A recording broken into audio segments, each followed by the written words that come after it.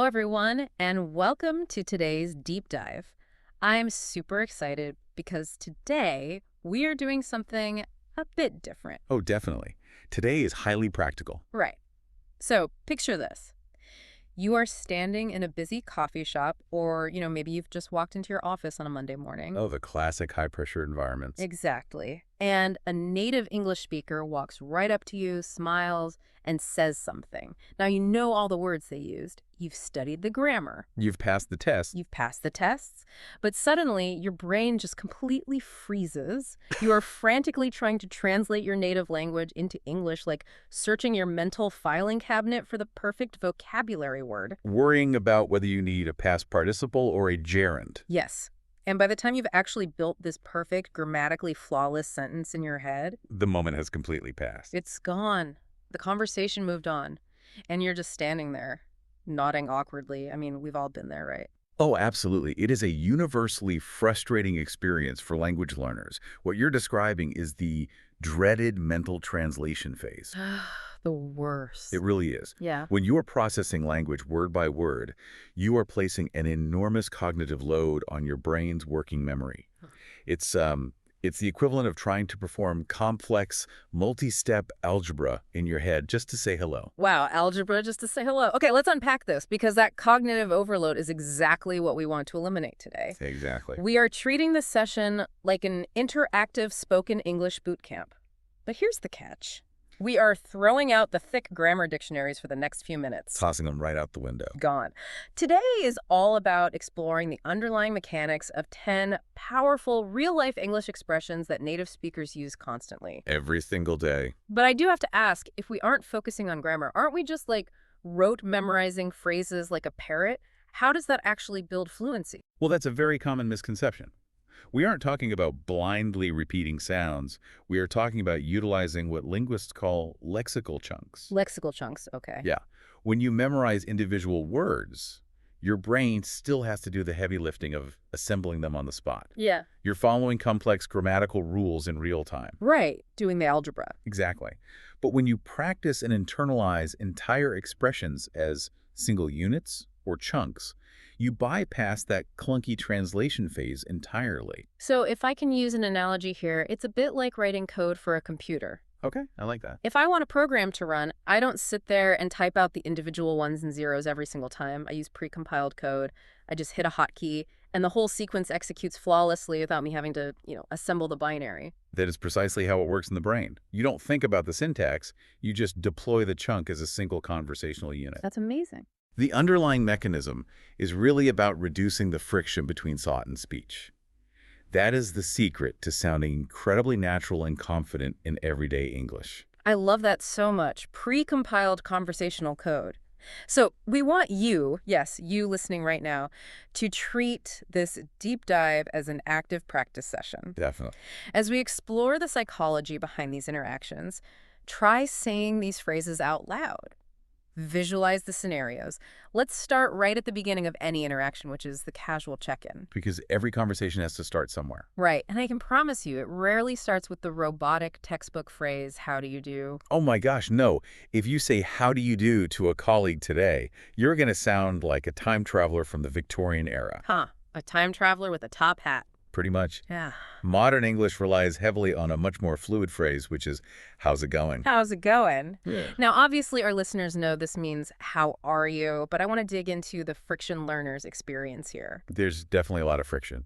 Because I used to see people freeze up when asked this simply because their brain takes the question literally. They think, how is what going? My life, my current project. Right, they overthink it. Why do native speakers use a question that they don't actually want a literal answer to? Well, what's fascinating here is the sociolinguistic concept of phatic communion. Phatic communion. Fancy term. It's a technical term, yeah, but it just means language used simply to establish social bonds rather than to transfer actual information. Oh, I see. How's it going? Is a social ritual. It's a way of acknowledging the other person's presence and checking the social temperature. Right. The unspoken cultural rule is that unless you are in a deep, intimate relationship with the person asking, they do not expect a comprehensive diagnostic report on your life. Right. I always tell people that how's it going is basically a verbal high five. It's not a medical inquiry. A verbal high five is the perfect way to look at it. If you start giving a detailed 5-minute update on your back pain or your existential dread at the coffee machine, you are actually violating the unwritten rules of the ritual. Exactly. You are providing data when the other person is merely offering a handshake. So what's the right move then? The most culturally appropriate response is to return the verbal high five efficiently. Say something like, pretty good, not bad, or I'm good, thanks, and then immediately return the focus to them. What about you? Okay, let's role play that really quickly for the listener. I'll ask you, hey, how's it going? Pretty good, just finished my work. What about you? I'm good, thanks. See? Boom, done. It's so fast. Clean and simple. Now, what about the close cousin to this greeting? What are you up to? Listeners know this translates roughly to what are you doing right now? But how does the social expectation differ from how's it going? Good question. If we connect this to the bigger picture, how's it going is about a general state of being, whereas what are you up to is highly action-focused. Oh, It's an inquiry into your immediate environment or your short-term trajectory. So say a colleague walks by your desk at 4 p.m. on a Friday and asks, what are you up to? They are implicitly asking if you're busy or if you have capacity for an interruption. but here's where it gets tricky, I think. What if I'm literally doing nothing? Is it considered rude to just say nothing? It can sound a bit abrupt, like you're shutting them down. Right. The native, chunked response to that exact scenario is nothing much. Nothing much. Yeah, it softens the bluntness of the word nothing. It implies, I'm not doing anything so important that I can't talk to you. It actually lowers the barrier to further conversation. That makes total sense. Okay, so we've successfully established contact. I've returned the high five. The social temperature is good. Now let's look at the next phase of interaction navigating needs. Because usually, once the ice is broken, someone needs something. Exactly. A favor, an answer, some direction. And this brings us to a phrase that sounds simple but carries massive psychological weight, which is, could you help me, please? Oh, this one is crucial. The contrast between, could you help me please, and the direct command, help me, is a perfect study in linguistic politeness theory.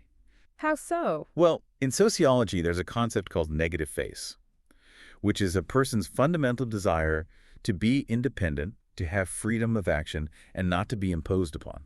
So if I just walk up to a coworker or a store clerk and say, help me, I am directly threatening their negative face. Yes, completely. I'm basically commanding their time and stripping away their autonomy. Precisely. Help me sounds like a genuine emergency. If there isn't a literal fire, it comes across as demanding and socially aggressive. Yeah, it's intense. It is. But by adding the modal verb could and the softener please, you're doing something very specific. You're giving them the illusion of choice. Yeah. You are acknowledging that their time is valuable, and you are requesting, rather than demanding, their assistance. It preserves their autonomy. That is fascinating. It's not just about adding words to sound fancy. It's actually a defensive shield for the other person's ego. So you could be at school, totally lost on an assignment, or at an airport looking for a gate, just asking, could you help me, please?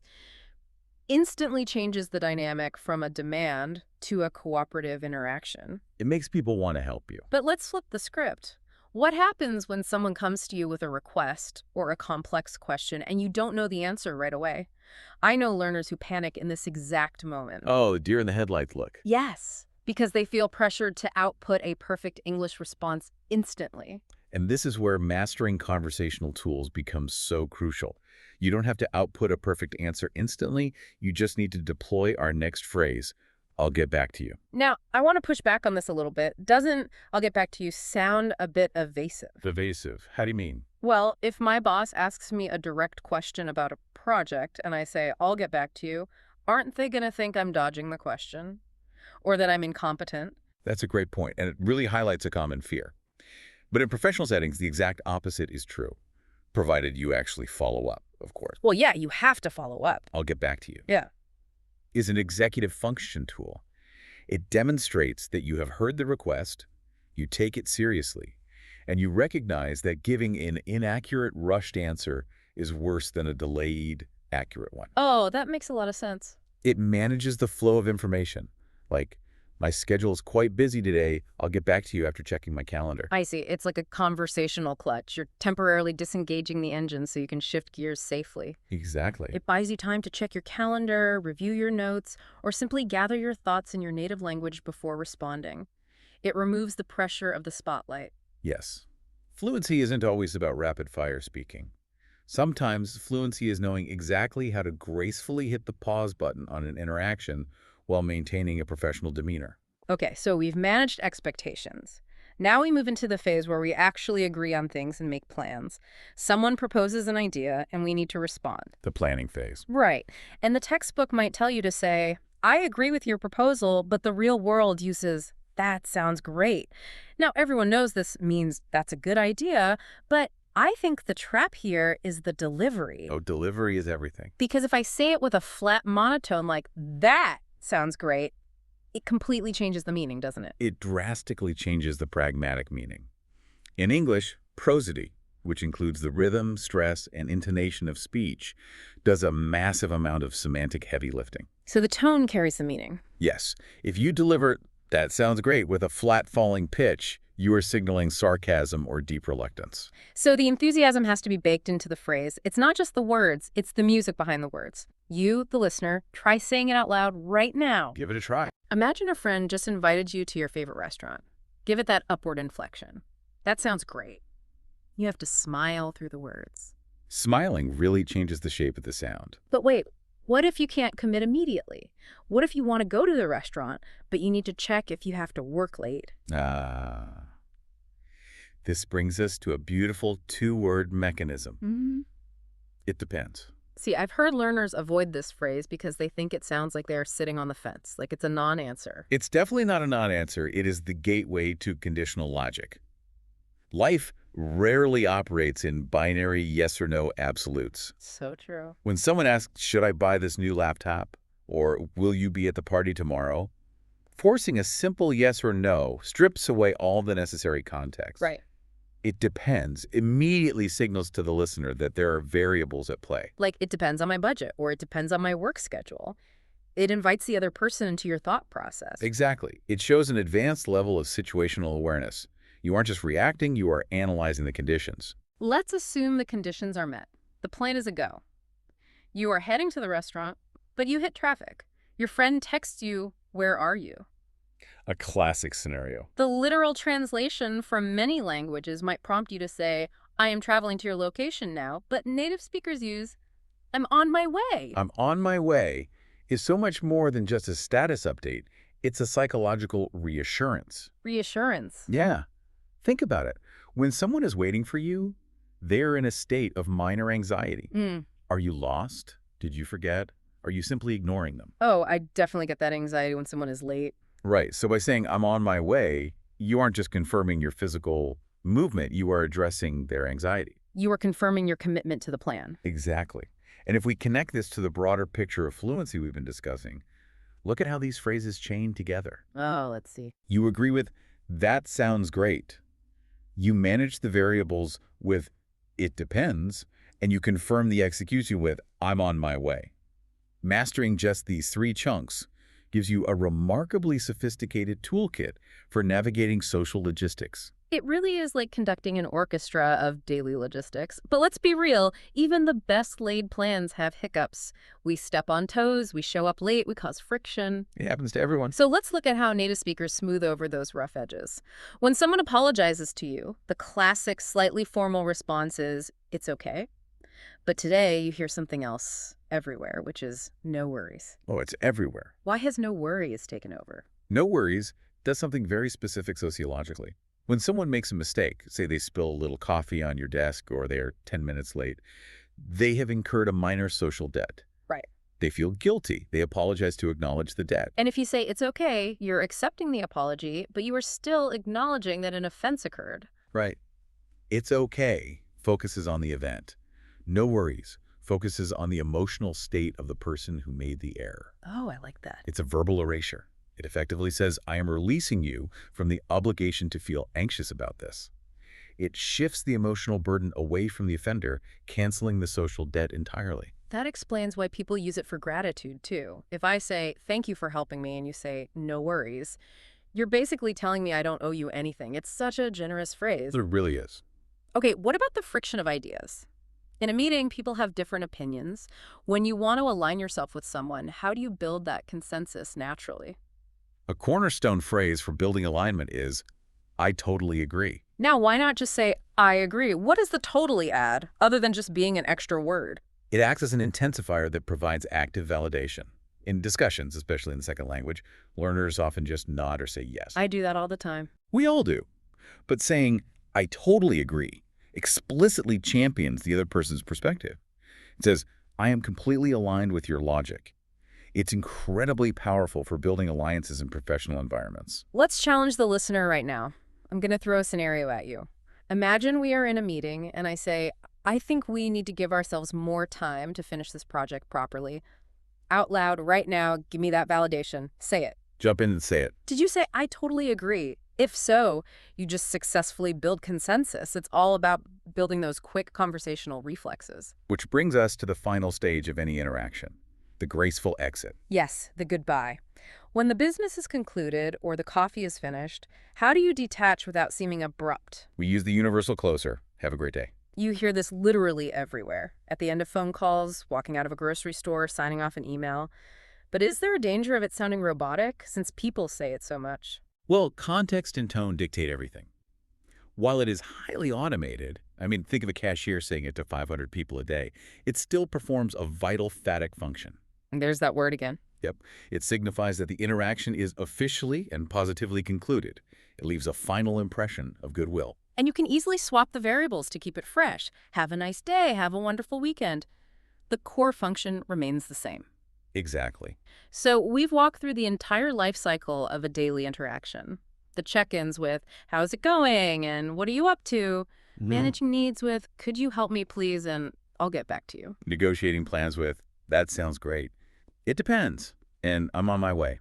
Smoothing the edges with no worries, and I totally agree. And finally, wrapping it up with, have a great day. This leads to a really important question for anyone listening. How do you transition these chunks from passive knowledge into active reflexive use? Exactly. My challenge to you, the listener, is to deploy these phrases today. But wait, I can hear the objection already. Oh, what is it? People are thinking, I don't live in an English-speaking country. I work from home. I don't have anyone to talk to today. And this is where we touch on a fascinating psychological and neurological reality. Ah, do tell. The lack of a conversation partner does not have to be a bottleneck for your fluency. Even if you are sitting completely alone in your room, saying these phrases aloud while vividly imagining the contexts we've discussed actually tricks your brain's motor cortex. Wait, it tricks the motor cortex. How does that work? So when you physically articulate the words, moving your tongue, lips, and vocal cords, while simultaneously visualizing a relevant social scenario, your brain builds and strengthens the exact same neural pathways as if you were speaking to a real human being. That is wild. The brain processes the physical articulation and the imagined context together, cementing the lexical chunk into your procedural memory. That is mind-blowing. So sitting alone and role-playing out loud isn't just a silly exercise. It's literally wiring your brain for fluency. Precisely. You are building muscle memory. You don't have to wait for the perfect conversation partner to arrive to begin mastering these interactions. I absolutely love that. It means you are entirely in control of your own progress. Fluency doesn't come from knowing thousands of words. It comes from using simple English every single day. Consistency is everything. So go ahead, talk to your walls, high-five your empty room, use that pre-compiled conversational code, start building that neural muscle memory right now. Keep exploring, keep practicing, and of course, Have a great day. have a great day, everyone.